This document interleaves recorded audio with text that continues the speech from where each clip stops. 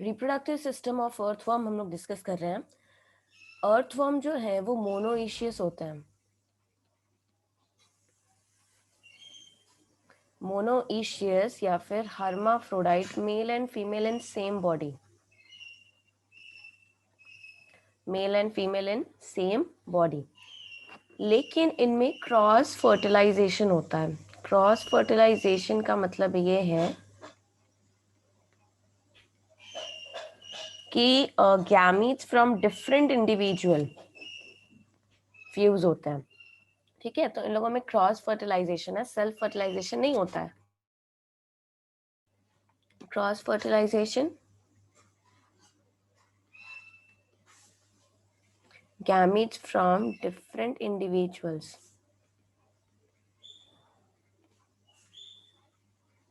fuse, इसे कहते हैं क्रॉस फर्टिलाइजेशन। ऐसा कैसे पॉसिबल है?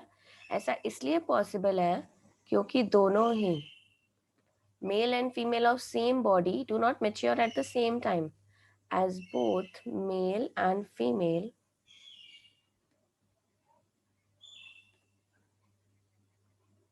do not mature at same time। या तो प्रोटेंड्री मिलेगा, यानी कि मेल जो है वो पहले मैच्योर होगा, या तो प्रोटोगाइनी मिलेगा।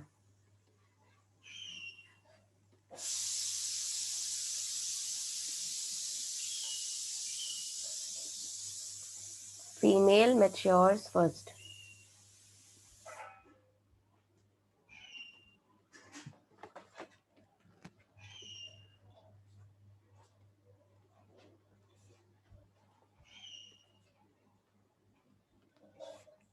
दोनों मेल और फीमेल सेम टाइम पे मैच्योर नहीं होते हैं।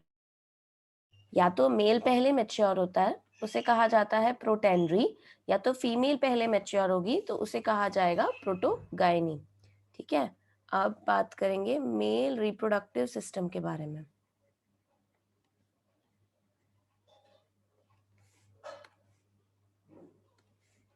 मेल रिप्रोडक्टिव सिस्टम में क्या क्या चीजें प्रेजेंट है? Testis, sac in 10th and 11th segment.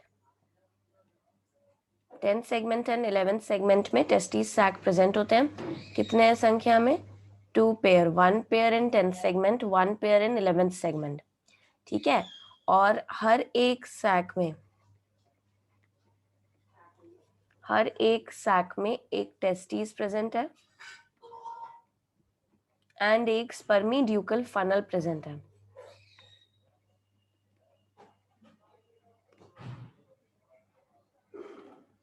स्पर्मीड्यूकल funnel present है। ठीक है, तो ये 10th और 11th सेगमेंट है। यहाँ पे आपको टेस्टिस सैक विद टेस्टिस दिख रहा है।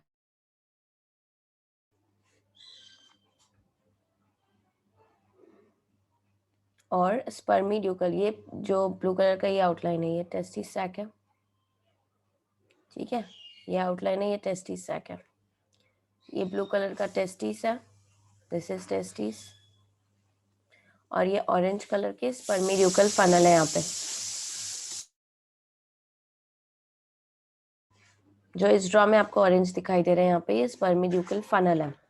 ये सब टेस्टिस सैक के अंदर में प्रेजेंट है।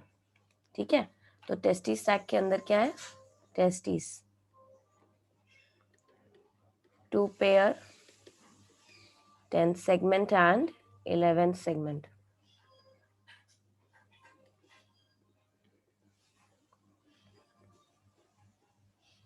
अब ये कहाँ पे प्रेजेंट होता है? Arises from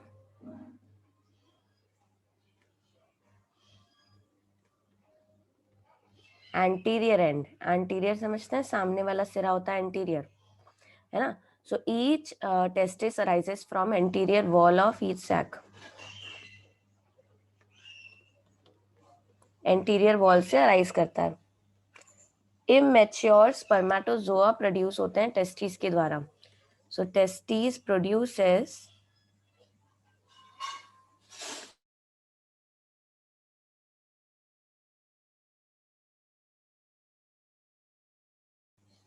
immature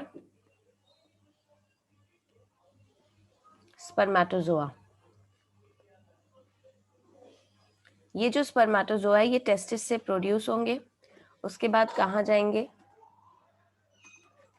they enter into testis sac. Spermatozoa ये प्रोड्यूस किए थे किसने? टेस्टिस में प्रोड्यूस हुए. These spermatozoa then enter into testis sac.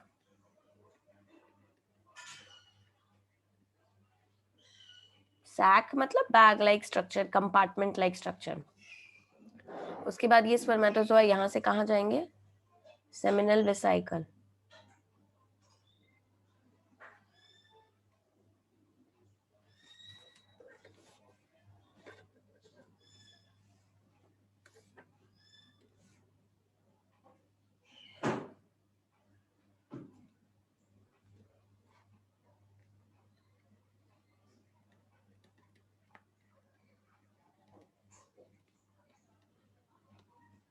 They enter into seminal vesicle. Seminal vesicle में यहाँ पे स्पर्मेटोजोआ डेवलप करते हैं.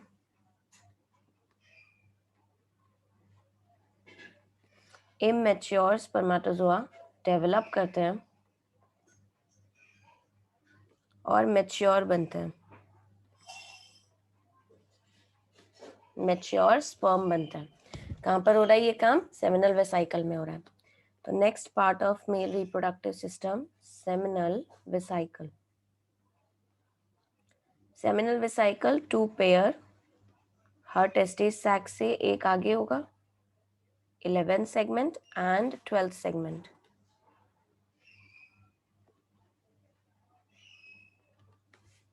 ये रहा सेमिनल वेसिकल. ठीक है, एक ये है और एक यहाँ पीछे की तरफ होगा 11th सेगमेंट में. ये तो 12th सेगमेंट में आपको दिखाई दे रहा है. ये एक रहा, है ना. तो सेमिनल वेसिकल 1 पेयर 12th में है और 1 पेयर 11th में है, बट यहाँ नहीं दिख रहा क्योंकि पीछे की तरफ लोकेटेड है उसमें. सेमिनल वेसिकल के बाद स्पर्मीड्यूकल फनल.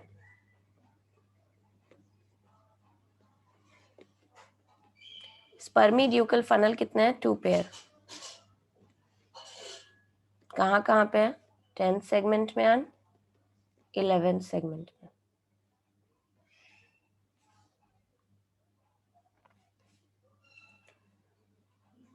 एंड स्पर्मीड्यूकल फनल के आगे क्या होता है? स्पर्मीड्यूकल फनल देखो, टेस्टिस के आगे क्या होता है? ऐसे टेस्टिस,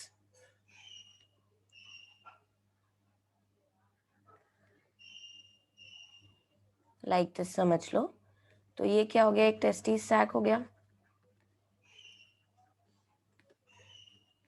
यहाँ पर प्रेजेंट है स्पर्मीड्यूकल फनल. यहाँ पर प्रेजेंट है स्पर्मीड्यूकल फनल. जस्ट इसके नीचे प्रेजेंट है सेमिनल वेसिकल.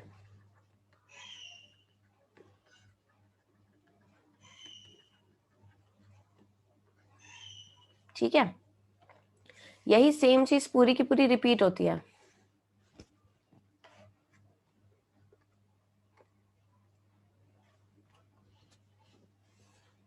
कुछ इस तरीके से. टेस्टिस से स्पर्मेटोजोआ एंटर करते हैं, टेस्टिस सैक में जाते हैं और उसके बाद ये सेमिनल वेसिकल में एंटर करते हैं. इस तरीके से.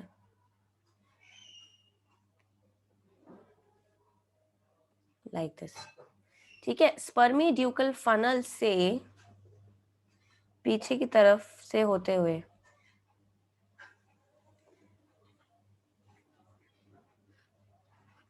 ये आ रहा है वास डिफरेंस. ठीक है, ये एक हुआ. उसके बाद ये स्पर्मीड्यूकल फनल वाला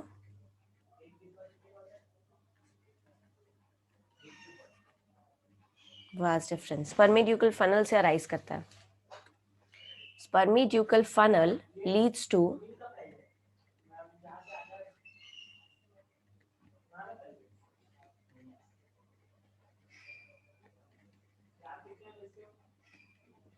वास डिफरेंस। हर स्पर्मिड्यूकल फनल के आगे क्या आता है? वास डिफरेंस आता है। वो आगे किस में बढ़ता है? मतलब वास डिफरेंस में बढ़ता है। तो अब वास डिफरेंस के बारे में बात करते हैं। वासा डिफरेंशिया या फिर वास डिफरेंस। टू पेयर कहाँ तक है? अप टू 18th सेगमेंट है। ये 10th सेगमेंट है, 11th सेगमेंट है, यहाँ से 11th सेगमेंट है ना, ये 10th सेगमेंट है, ये 12th सेगमेंट है। ऐसे ये कहाँ तक जा रहा है? पूरा 18th सेगमेंट तक जाएगा। 13, 14, 15, 16, 17, 18 लाइक दिस। पूरा 18 सेगमेंट तक जा रहा है।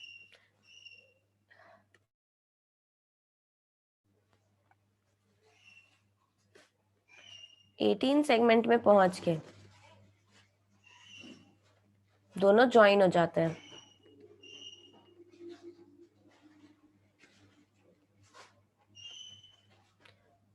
To prostate duct.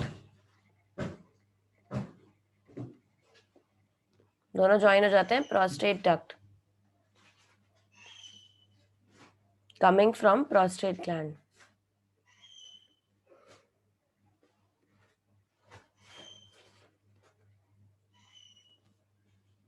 Prostate gland कहाँ है लेकिन?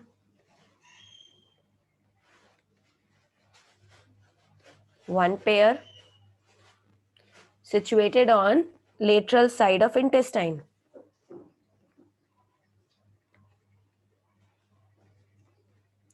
इंटेस्टाइन के दोनों तरफ सिचुएटेड है। From 16th to 21st segment. ठीक है।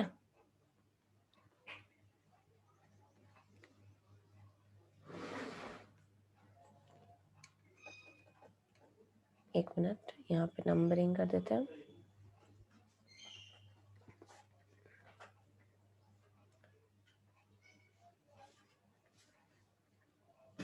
ये कुछ इस तरीके से 17th 18 सेगमेंट।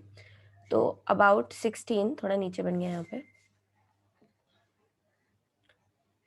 ये रहा 16 to 21st सेगमेंट में प्रेजेंट है प्रोस्टेट ग्लैंड। ठीक है। तो टेस्टिस सैक कहाँ है? 10th और 11th पे। स्पर्मिड्यूकल फनल कहाँ है? 10th और 11th पे। सेमिनल वेसिकल कहाँ है? 11th एंड 12th पे, है ना। वासा डिफरेंशिया कहाँ से शुरू है? स्पर्मिड्यूकल फनल यानी 11th से स्टार्ट होके 18th तक है। और प्रोस्टेट ग्लैंड कहाँ है? 16 से 21st। डायग्राम में सेगमेंट बिल्कुल मेंशन करके रख लो यहीं पे। प्रोस्टेट ग्लैंड से जो डक्ट आ रहा है उसको क्या कहते हैं? Prostate duct. एक मिनट खाएंगे। What is this? Prostate duct. ये प्रोस्टेट डक्ट ज्वाइन करता है वासा डिफरेंशिया को।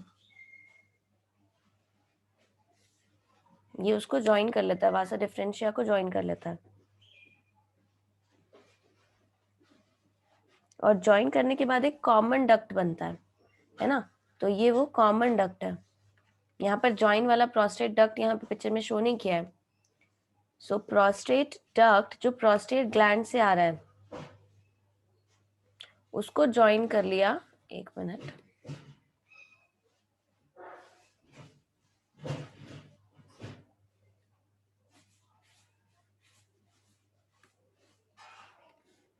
ठीक है, उसको ज्वाइन कर लिया।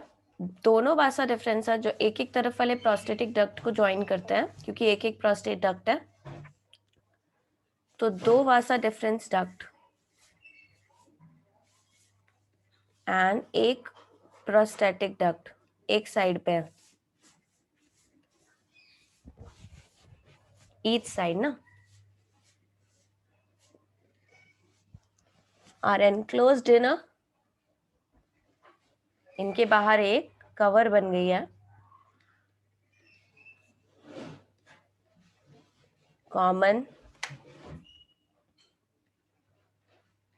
थिक मस्कुलर शीथ कह रहे हैं जिसको, कॉमन थिक मस्कुलर शीथ।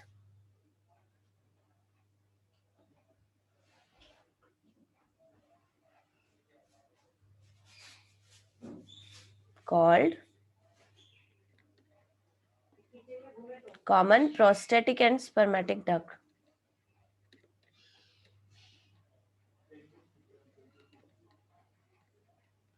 उसको common prostatic and spermatic duct कहते हैं। ठीक है, दो वाज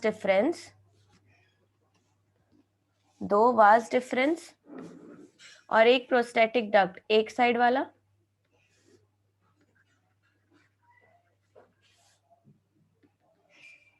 प्रोस्टेट से आ रहा था प्रोस्टेटिक डक्ट, प्रोस्टेट से आ रहा है प्रोस्टेटिक डक्ट। ठीक है, अब मान लो ये ज्वाइन हो गए तो ये कॉमन डक्ट बन गया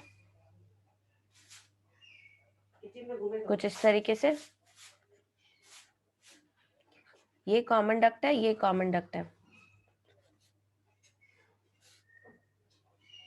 common prostatic spermatic duct.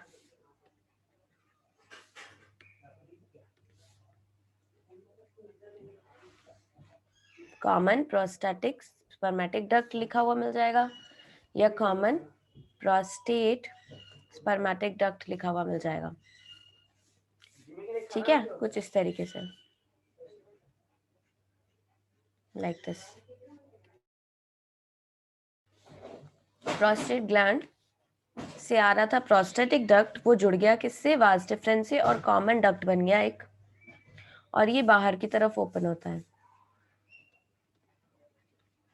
opens to outside। prostate gland है next, one pair on either side of the intestine from 16 to 21st segment। काम क्या होता है इसका, it produces certain secretion which is a medium for sperm transfer।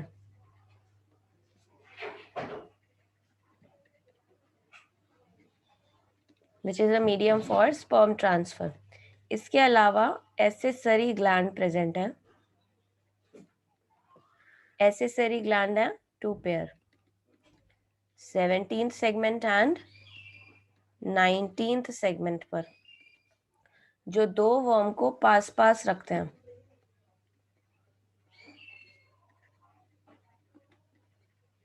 During copulation, दो worm को पास पास रखने के लिए सिक्रीशन आता है यहाँ से, और कॉपुलेशन के दौरान उन्हें पास पास रखने में मदद करता है। तो टोटल मेल रिप्रोडक्टिव सिस्टम में testis sac, testis, seminal vesicle, spermiducal funnel,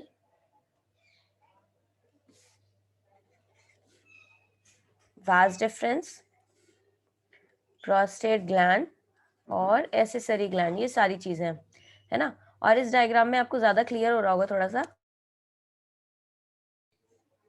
कि टेस्टिस सैक कहाँ पे है, this one is testis sac no, ये रहा, और जस्ट उसके नीचे सेमिनल वेसिकल है, कुछ इस तरीके से।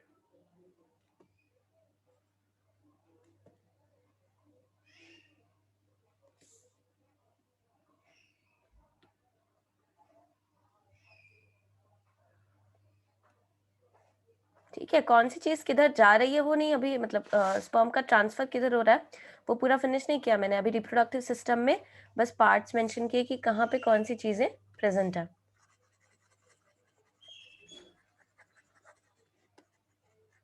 सेगमेंट्स यहाँ पे याद रखना थोड़ा ज्यादा इंपॉर्टेंट है। डायग्राम आप बुक से भी रेफर कर सकते हैं, एनसीईआरटी की बुक में दिया हुआ है, उस डायग्राम को रेफर कर सकते हैं, और खुद भी लेबलिंग करने का कोशिश करेंगे एक बार, है ना। डायग्राम को देख के लेबलिंग हटा के सारे जो भी टॉपिक्स हमने पढ़े ना सब में डायग्राम देखेंगे, उसके बाद एक बार कोशिश करो कि बिना लेबलिंग देखे आप क्या लेबल कर पा रहे हो उसको कि नहीं कर पा रहे हो, तो तब क्लियर होगा कि आपको समझ में कितना आया है ना। Next female reproductive system discuss करेंगे।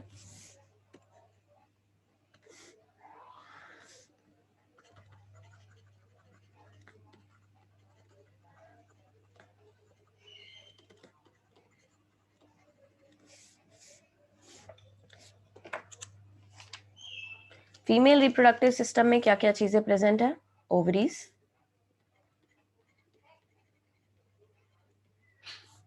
One pair, white minute masses, छोटी छोटी मासेस वाइट कलर के उससे बनी हुई है, और उनकी बॉडी में पोस्टीरियर साइड पे अटैच है 12 और 13 सेगमेंट के बीच में, attach to posterior of septum between 12th and 13th segment. 12th और 13th सेगमेंट के सेप्टम के, मतलब 12 और 13 सेगमेंट जहाँ पे मिलते हैं वो सेप्टम कहलाता है। उस सेप्टम पर जाके ओवरीज अटैच है। फोटो में देखेंगे ये लिखा था 10, 11, 12, तो 12 सेगमेंट ये रहा, ये रही ओवरी। क्योंकि एक ही वर्म में दोनों मिलते हैं ना, तो दोनों लिख दिए हमने यहाँ पे। मेल और फीमेल एक वर्म में प्रेजेंट रहते हैं। ओवरी का काम क्या है? They produce ova. नेक्स्ट है oviduct. Oviduct, two short tubes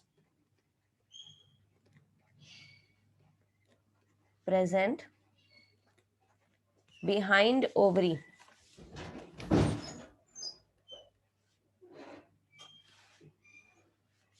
Two short tubes which are present just behind ovary.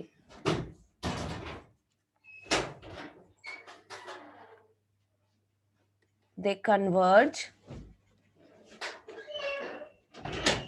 and meet in body wall.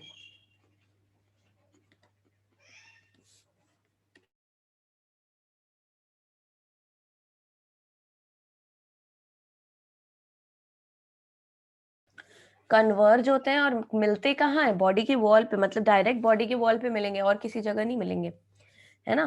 और बाहर की तरफ ओपन होंगे, ओपन्स टू आउटसाइड।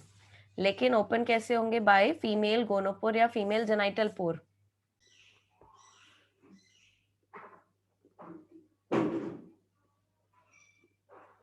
गोनोपोर और जेनाइटल पोर या जेनाइटल अपर्चर भी कहते हैं उसको।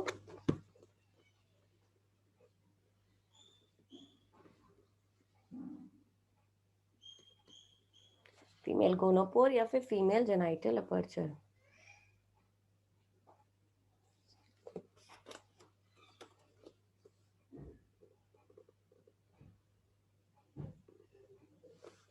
एक मिनट ना,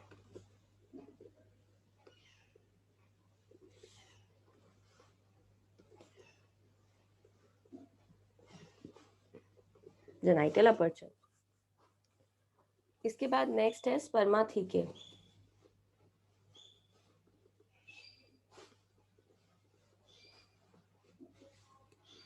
स्पर्माथीके ये प्रेजेंट है 5, 6, 6, 7, 7, 8, 8, 9 सेगमेंट पे वेंट्रोलेटरली। और स्पर्माथीका के बारे में हम लोगों ने डिस्कस किया था अपर्चर जब पढ़ रहे थे हम लोग। ये देखो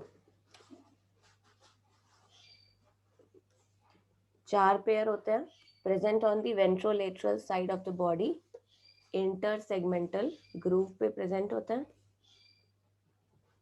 और ये स्पर्म्स रिसीव करते हैं दूसरे वर्म से।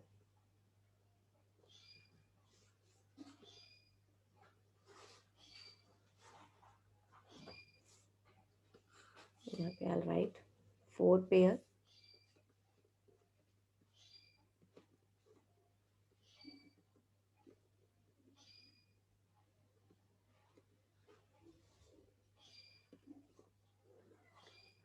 On intersegmental grooves. ठीक है, ये तो हो गई बात रिप्रोडक्टिव सिस्टम की। अब कॉपुलेशन के बारे में बात करेंगे। This is a picture showing two earthworm in copulation या फिर कॉपुलेटिंग, दो अर्थवर्म है कॉपुलेशन में। तो क्योंकि क्रॉस फर्टिलाइजेशन है, मैंने आपको बताया फर्टिलाइजेशन यहाँ पे और क्रॉस फर्टिलाइजेशन होता है। So copulation and fertilisation.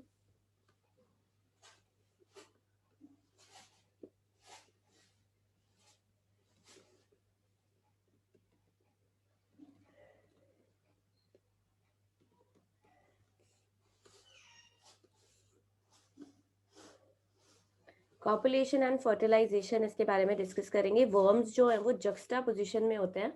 एक का ये रहा फर्स्ट सेगमेंट और ये इसका फर्स्ट सेगमेंट, तो दोनों देखो ऑपोजिटली प्लेस्ड है।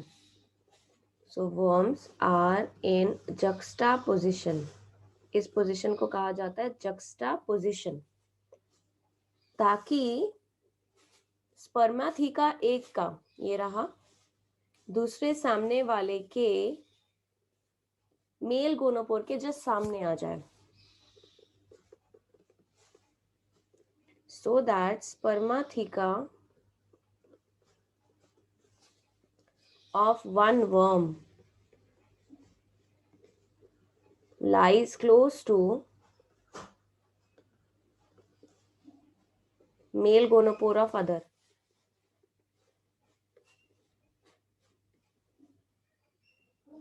मेल गोनोपोर कौन से सेगमेंट पे है? देखो अपर्चर पढ़ते समय लिखा है 18th पे है, ठीक है, 1 पेयर है 18th पे, और ये मेल गोनोपोर है और स्पर्माथिकल अपर्चर है 4 पेयर। दोनों वर्म के साथ इसी तरीके से होना है। ये 5 6 7 8 यहाँ पर आपका स्पर्माथिकल मिलेगा और इसके सामने दूसरे वर्म का 18th आया, ठीक है, ये देखो आमने सामने आ गए। तो जक्स्टा पोजिशन का ये है कि इसका स्पर्माथिका इसके मेल गोनोपोर के सामने और दूसरे वाले का उसी का मेल गोनोपोर दूसरे वाले के स्पर्माथिका के सामने, ठीक है, इस तरीके से। तो स्पर्माथिका receive sperms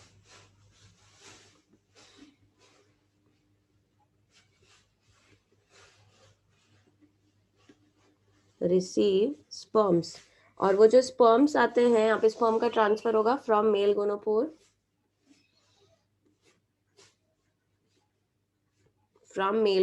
in the form of packet.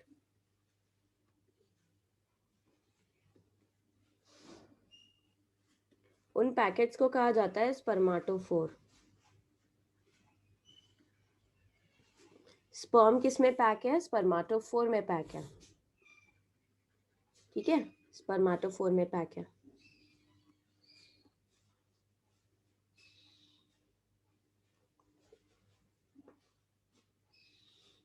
तो स्पर्माटोजोआ कहाँ से बन रहे थे? टेस्टिस से बन रहे थे।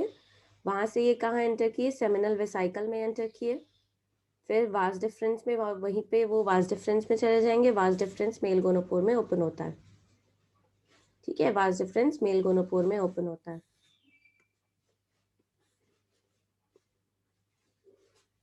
टेस्टिस से स्पर्माटोजोआ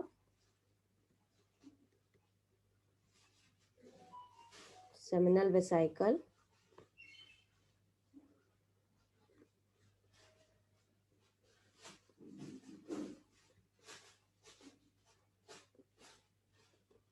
और दूसरे वाले के स्पर्माथिका में उसको डिपॉजिट कर दिया गया।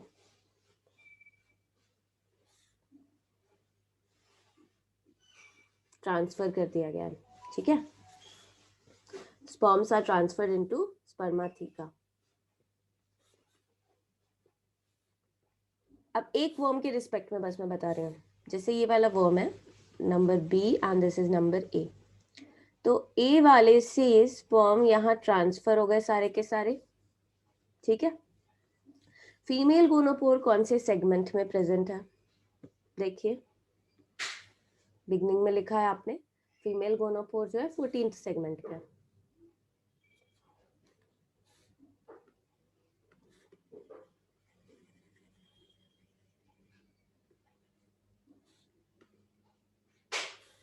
यहां से ये डिपॉजिट हो गए मेल, मतलब अब क्या हो रहा है देखो, ये इस तरीके से बी वाला इधर स्लाइड कर रहा है ताकि सारे स्पर्माथिका में स्पर्म्स डिपॉजिट हो जाए। ठीक है, 5 6 6 7 8 9, यहाँ पे 4 पेयर है तो 4 पेयर में डिपॉजिट हो जाए। हो गया डिपॉजिट, ये आगे स्लाइड कर रहा है। ठीक है,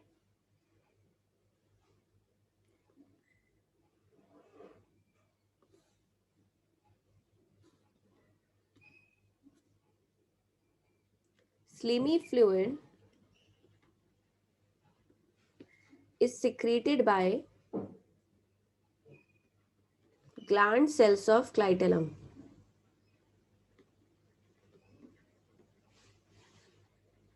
Gland cells of clitellum.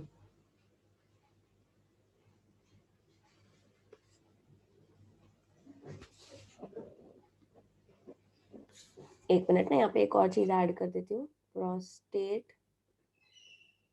Gland का जो सिक्रीशन है वो भी यहाँ पे एंटर करेगा, है ना, स्पर्मेटोजोआ के साथ वो भी यहाँ पे ट्रांसफर होगा।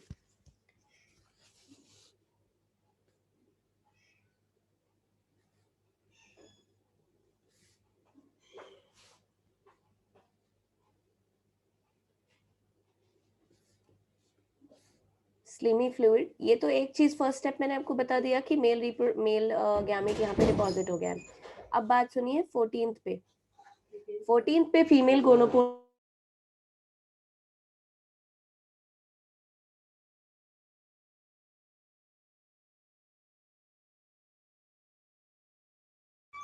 फीमेल गोनोपोर है कौन से सेगमेंट पे? 14th पे। 14th पे फीमेल गोनोपोर है। अब हम लोग बी वर्म के बारे में बात कर रहे हैं। देखो ए वाले वर्म ने मेल गैमेट दे दिया है ना, क्रॉस फर्टिलाइजेशन होना है, ए वाले ने मेल गैमेट दे दिया, तो मतलब ये इस समय के लिए मान के चल रहे हैं ये मेल की तरह काम कर रहे हैं।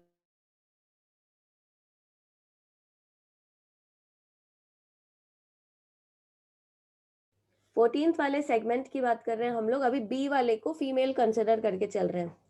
ठीक है, बी वाले को क्या मान के चल रहे हैं? फीमेल मान के चल रहे हैं। बी वाले को फीमेल मान के चल रहे हैं, मतलब बी के 14th पर फीमेल गोनोपोर को ध्यान देना है। अब देखो क्या होता है, ये वर्म है और ये वर्म का क्लाइटेलम है। क्लाइटेलम से सिक्रीशन आता है तो जस्ट उसके बाहर वो सिक्रीशन ऐसे ही इकट्ठा हो गया मान लो, है ना। ये 14th वाले ने फीमेल गैमेट रिलीज किया और ये सी सिक्रीशन में पड़े हुए हैं, कुकून जैसी एक परत बन जाएगी। तो एक slimy fluid is secreted by the gland sales of clitellum, है ना, and it comes in contact with, ये जो फ्लूइड था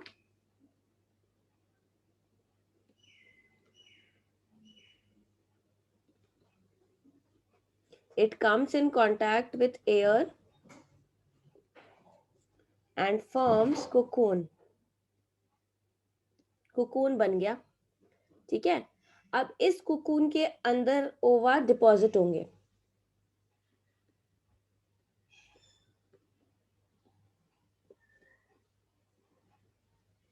egg और ova are deposited from female gonopore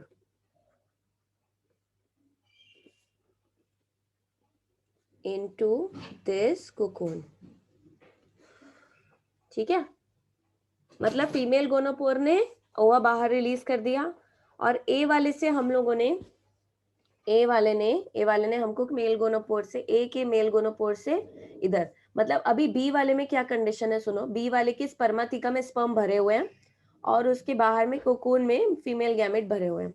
अब ये कोकून धीरे धीरे यहाँ से स्लाइड करेगा। ठीक है, धीरे धीरे स्लाइड करेगा। The cocoon proceeds toward forward, that is the spermatheca। Cocoon धीरे धीरे आगे बढ़ेगा स्पर्माथिका की तरफ और स्पर्माथिका अब स्पर्म्स को कोकून में ट्रांसफर कर देंगे।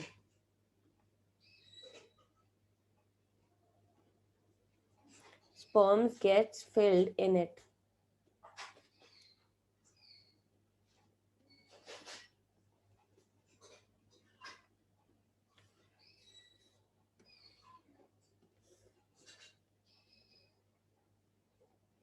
ओवरी से ओवा ओविडक्ट,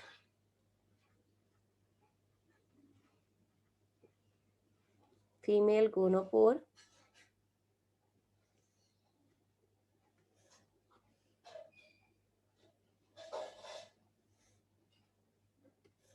वहां से कोकून में रिलीज हो गया। ठीक है, फिर ये कोकून स्लाइड करेगा, बट यहाँ पे नीचे की तरफ लिख दिया मैंने,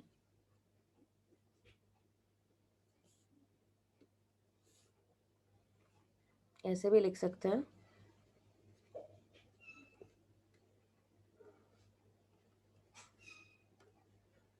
क्योंकि नीचे वाले सेगमेंट पे है ना। एक second,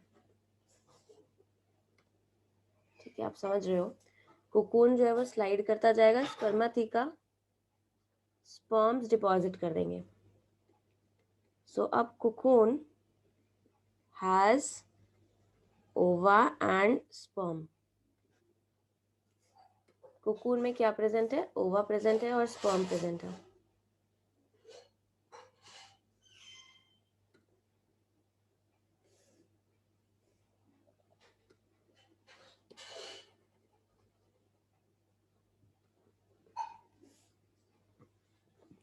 Cocoon proceeds towards the spermatheca and the sperms get filled in it. उसके बाद ये कोकून आगे बढ़ेगा और कोकून को एग कैप्सूल कहेंगे। Fertilization occurs inside cocoon but outside earthworm। Earthworm की बॉडी के तो बाहर हुआ ना,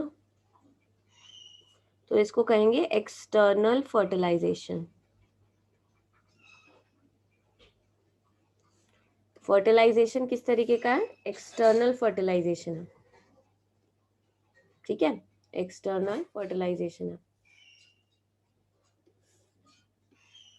फर्टिलाइजेशन बाहर हो रहा है। The cocoon then slips off from the worm in soil। मतलब ये आगे सरक रहा है, क्लाइटेलम से आगे कोकून बना इधर, ये आगे सरक के इधर पहुंचा, मेल गैमेट ले लिया उसने, फिर आगे सरक के यहाँ पे पहुंच जाता है और बाहर पहुंच जाता है सीधा। ठीक है, कोकून जो है वो बाहर पहुंच जाता है।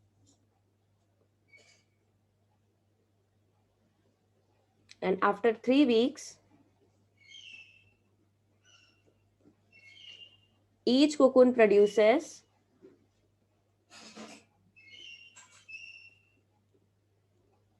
2 to 20 worms। Each cocoon produces 2 to 20 worms। Development इनका डायरेक्ट डेवलपमेंट होता है, मतलब कि कोई लार्वल अवस्था, डायरेक्ट डेवलपमेंट मतलब ये है कि कोई लार्वल स्टेज नहीं आएगा। ठीक है, कोई लार्वल स्टेज नहीं आएगा।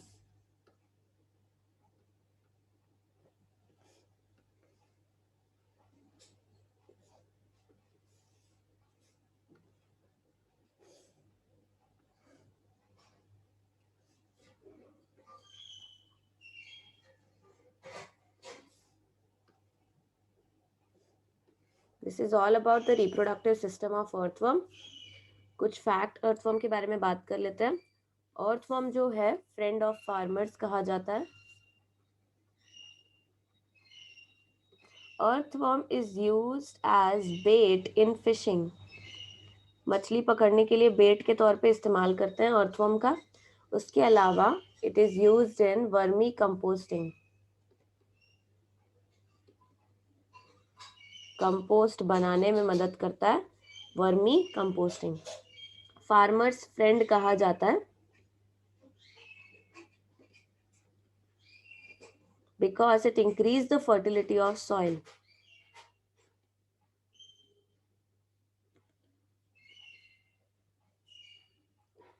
by making it porous।